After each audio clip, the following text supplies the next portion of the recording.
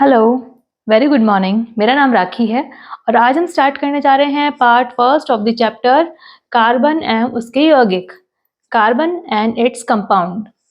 तो आज हम स्टार्ट करने जा रहे हैं कार्बन और उसके यौगिक। सबसे पहले हम इंट्रोड्यूस होंगे कार्बन। कार्बन क्या है? कार्बन जो है ऑक्सीजन और हाइड्रोजन के बाद में तीसरा इम्पोर्टेंट तत्व है इस पृथ्वी पर फॉर द लाइफ एग्जिस्टेंस के लिए। बहुत ही महत्वपूर्ण है। क्यों महत्वपूर्ण है देखते हैं हम। कार्बन कार्बन शब्द की उत्पत्ति लैटिन शब्द कार्बो से हुई है। कार्बो का मतलब कोल, ठीक है। तो कार्बन शब्द की उत्पत्ति कार्बो से हुई है जिसका अर्थ होता है कोल। अर्थ क्रस्ट में कार्बन जो है ओनली 0.02% पाया जाता है। अर्थ क्रस्ट में कार्बन 0.02% है जो कि खनिज रूप में मिनरल्स के रूप में पाया जाता है। ये मिनरल्स कार्बोनेट, हाइड्रोजन कार्बोनेट, कोल और पेट्रोलियम के रूप में पाया जाता है। ये हुआ अर्थ क्रस्ट में। उसके बाद अगर हम बात करें एटमॉस्फेयर में, पर्यावरण में, एटमॉस्फेयर में, वातावरण में जो है कार्बन वो 0.03% पाया जाता है। 0.03% कार्बन किसके रूप में? कार्बन डाइऑक्साइड के रूप में पाया जाता है।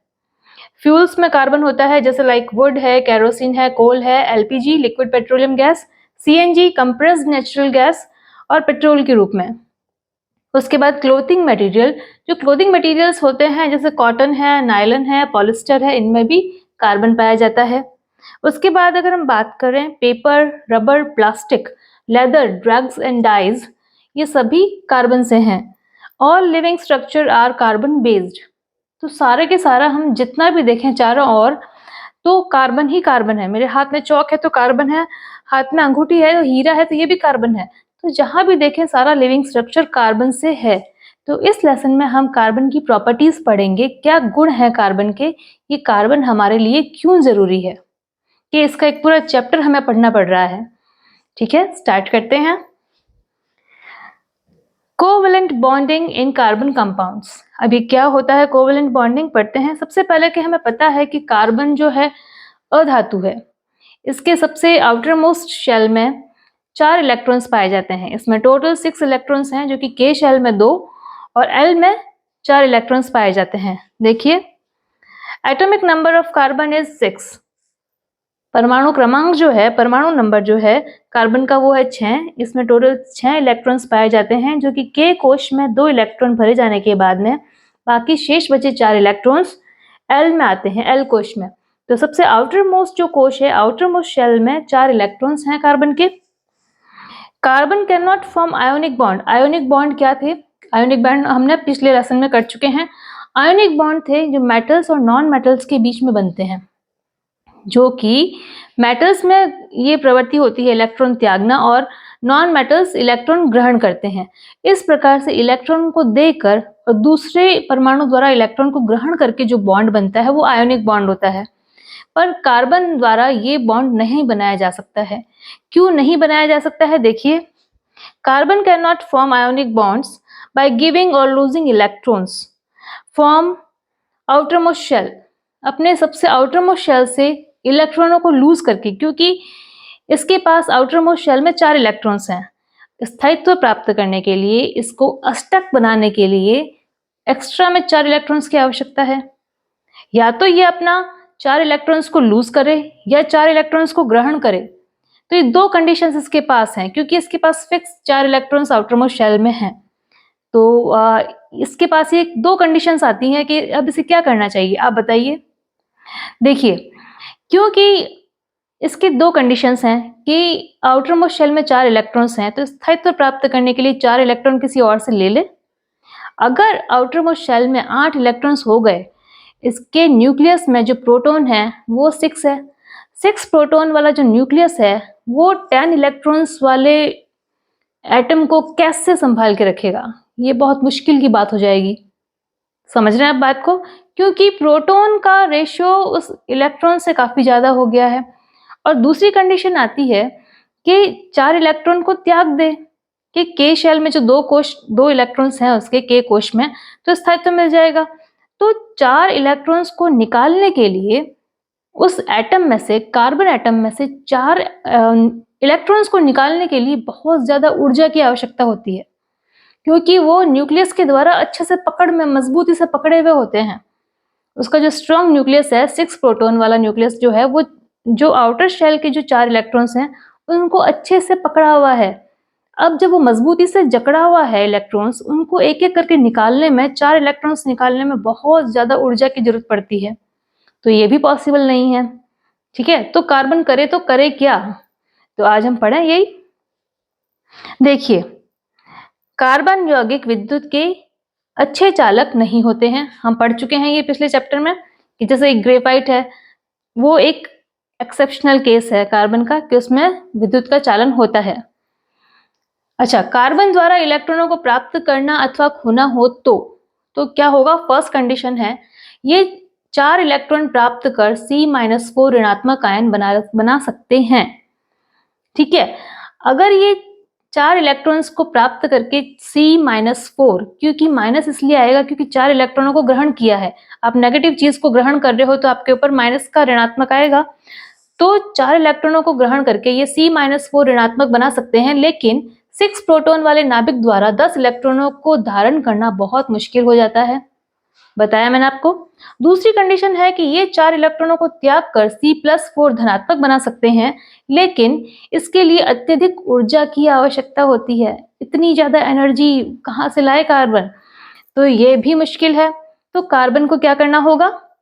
कार्बन अपने अन्य परमाणुओं अथवा, देखिए, कार्बन अपने अन्य परमाणुओं यानी कार्बन से ही कार्बन अथवा तत्व के परमाणुओं के साथ संयोजकता इलेक्ट्रॉन की साझेदारी कर सकता है।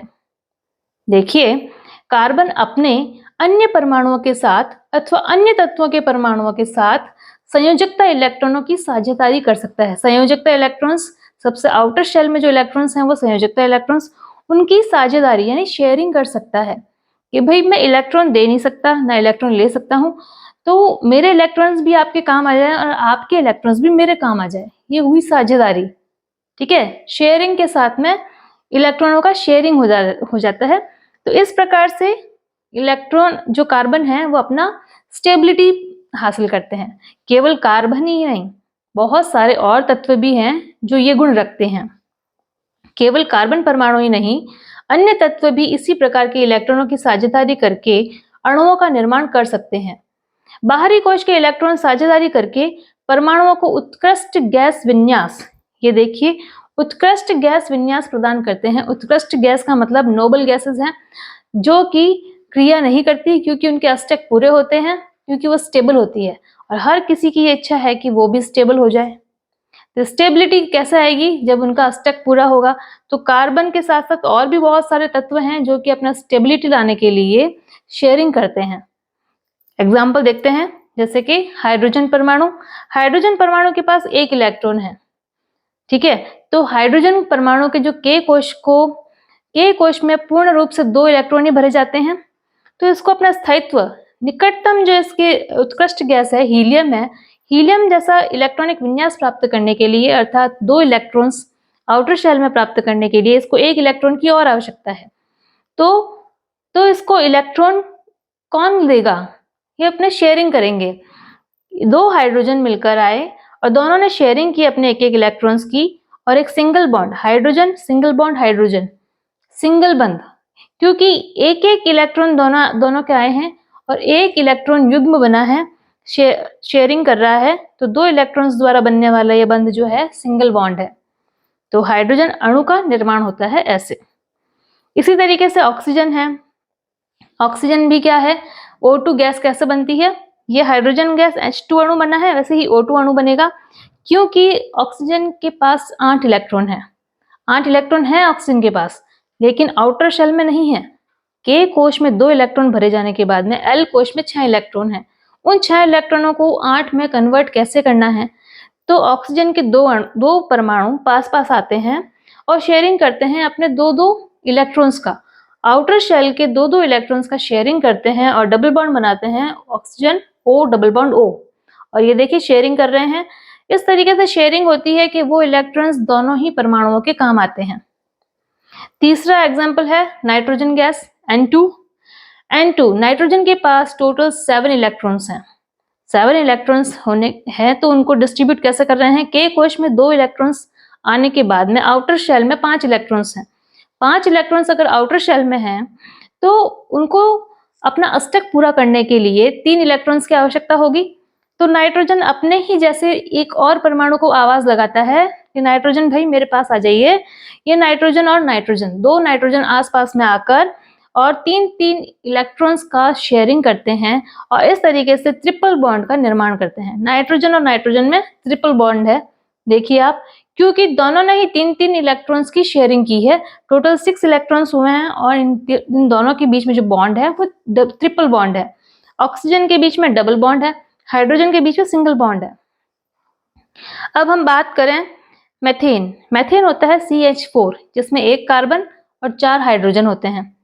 क्योंकि कार्बन के पास 4 इलेक्ट्रॉन है आउटर शेल में और उसको अष्टक पूरा करने के लिए 4 इलेक्ट्रॉन्स और चाहिए, तो उसको 4 और शेयरिंग के लिए चाहिए। और हाइड्रोजन के आउटर शेल में जो है 1 इलेक्ट्रॉन है, उसको 1 इलेक्ट्रॉन और चाहिए स्थायित्व प्राप्त करने के लिए। तो कार्बन 4 हाइड्रोजन से कनेक्ट होता है और चारों को 1-1 इलेक्ट्रॉन की शेयरिंग कराता है। साथ में हाइड्रोजन भी 1-1 इलेक्ट्रॉन की शेयरिंग कार्बन को कराता है और इस तरीके से ये मेथेन बनता है CH4। इसको मार्श गैस भी बोला जाता है। CH4 देखिए, इस CH4 के बनने से हमें पता चल रहा है कि कार्बन टेट्रावेलेंट है। CH4 क्योंकि इसमें कार्बन सिंगल बॉन्ड से जुड़ा है चारों हाइड्रोजन से, तो टेट्रावेलेंट है। कार्बन की अधिकतम संयोजकता 4 हो सकती है, ठीक है। तो इसको CH4 को मार्श गैस भी बोला जाता है। ये मार्श गैस जो है ये कंप्रेस नेचुरल गैस और बायोगैस बनाने का काम भी करती है। बहुत ही महत्वपूर्ण मतलब है ये मेथेन CNG के लिए और बायोगैस के लिए। उसके बाद अगर हम बात करें कार्बन डाइऑक्साइड। कार्बन डाइऑक्साइड में देखिए, हमें पता है कि कार्बन के पास टोटल 6 इलेक्ट्रॉन्स हैं, आउटर शेल में 4 इलेक्ट्रॉन्स हैं और ये 2-2 इलेक्ट्रॉन्स का शेयरिंग कर रहे हैं ऑक्सीजन के साथ में।